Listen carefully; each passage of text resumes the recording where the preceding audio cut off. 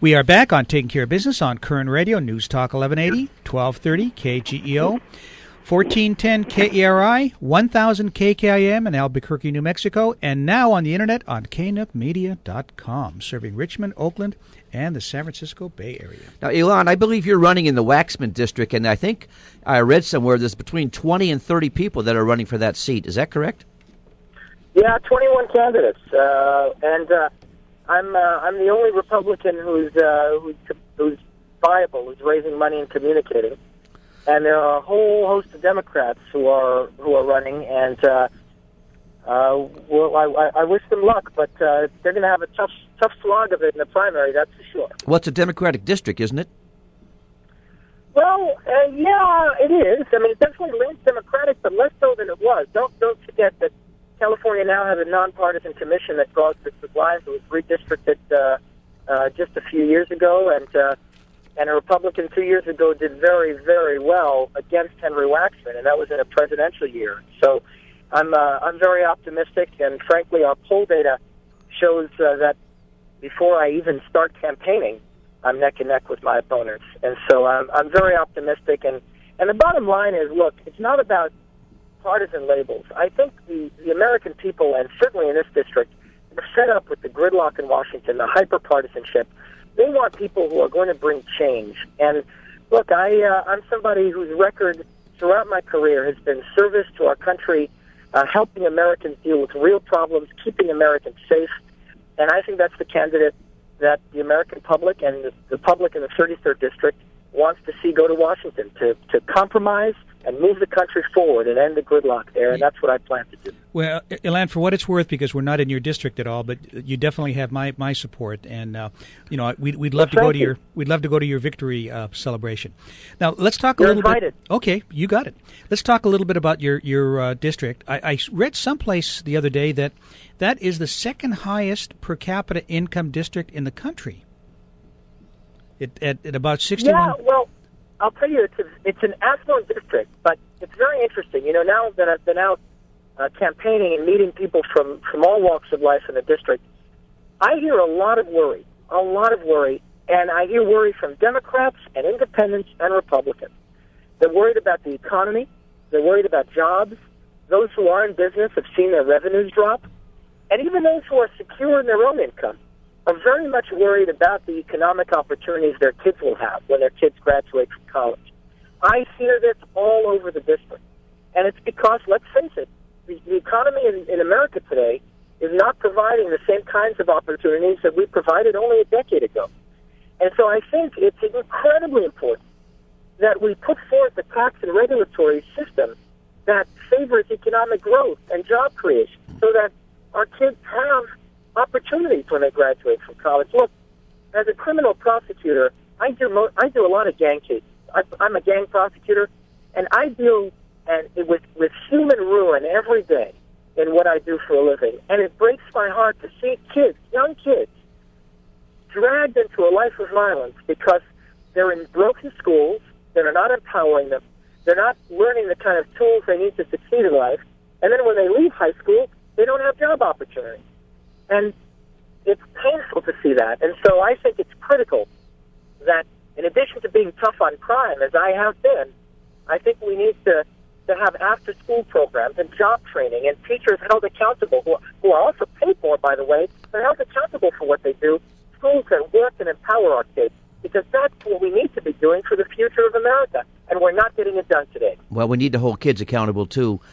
Currently, if they can cuss at a teacher, they can threaten a teacher, and there's no recourse that the teacher has available to them other than to send them to the principal's office. But really, I want to get to another question. Are you familiar with Common Core? I am familiar with Common Core. And your opinion on Common Core, do you think it's a good program, a bad program, or do you think we should continue down that road? Look, I think there have been all kinds of programs, No Child Left Behind, Common Core. There's been all kinds of programs, and none of them has really brought us to where we need to be in terms of the education in America. Look, there are some wonderful examples in L.A., here locally in my district, of charter schools that are exceptionally good and working. Look, I'm a product of a public school education. I went to a public high school and a public college. And so I know that an education that's public can work and can be good. And we need to have programs that fix our schools, that empower our kids, and that hold teachers accountable for their performance, and also pay them more. And neither Common Core, no child left behind has really gotten us to where we need to go. Look, I'm very proud of the bipartisan support I'm getting. I'll give you one example. A Latino teacher in L.A. who's a Democrat, has stood up publicly, and he said, as a Democrat and as a teacher and as a Latino, I'm supporting Elan Carr because he has the kind of solutions that will move our country forward. And I'm very proud that the support I'm getting in the district is bipartisan. Great. We're having a conversation with L.A. County Deputy District Attorney and a former JAG officer, Elan Carr, who is running for Congress in the 33rd District. Elan, I want to talk a little bit about your district. I'm very familiar with that area. In fact, I go down there. I do a lot of bike riding on that bike path that runs from Malibu all the way down to Redondo. But your area there is Malibu, parts of West Hollywood, Venice, Marina del Rey, Pacific Palisades, Palos Verdes, and it goes up into the valley into Encino as well, and covers the Santa Monica Mountains. A few little corrections. I don't have West Hollywood, and I don't have Encino. Oh, okay. I've got all of Malibu, Calabasas, Agora, Pacific Palisades, Santa Monica, Brentwood, North Westwood, all of Beverly Hills, Hancock Park, and then down the coast to the beach cities, Manhattan, Redondo, El Segundo, and then the Palos Verdes Peninsula, and a little piece of Torrance. Okay, now it's actually a wonderful district, and a lot of really good, hard-working people. Oh, it's a great district, and Waxman was, I guess he ran 20 times. He'd won 20 times in that district. So how was a Republican going to win in that kind of a district? Oh, well, listen. I mean, I think it's a very interesting thing. The mood for change is so palpable here. I've seen that in my polls where dissatisfaction with Washington runs in the mid-80s. People are mad as hell, and they want change. And I don't think they care what the party affiliation of the candidate is. They want to know, is this candidate a person who stands on principle, who's going to reach across the aisle and compromise?